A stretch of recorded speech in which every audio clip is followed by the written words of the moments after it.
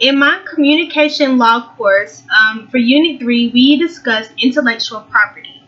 And intellectual property is a work or invention that relates to creativity, such as music, graphics, or logos, or literary work.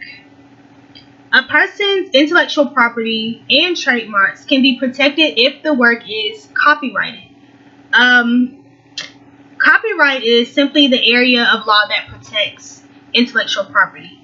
A trademark is a word, symbol, or device that differentiates an individual or company's goods from competitors. And we see that all the time with the Nike's check. We can always recognize that by the logo with the trademark.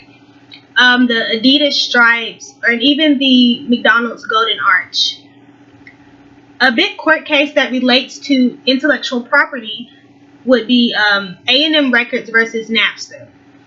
Napster was an internet music sharing service which allowed its users to transfer MP3 files.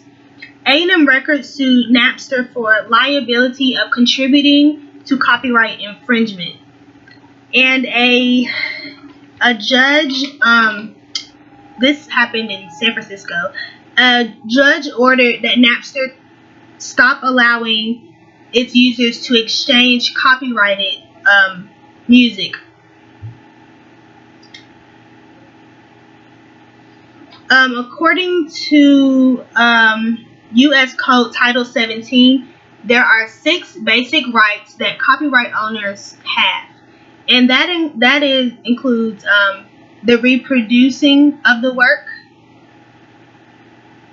to create derivative works based on the original work. So any alternate changes to the original work is still owned by the copyright holder. Distribution copies of the work, performing the work publicly displaying the work. So if it's choreography, that is still owned by copyright holders. And when talking about music or sound recordings, performing the work by means of digital audio transmission is still the right of the copyright holder. Another part is patents. And patents is a government issued license that excludes others from making, using, or selling an invention. It's important to note that patents last for a number of years. It doesn't, once you get your intellectual property patent, it doesn't last forever. It will eventually expire, and then it could be sampled or altered or publicly performed without your consent.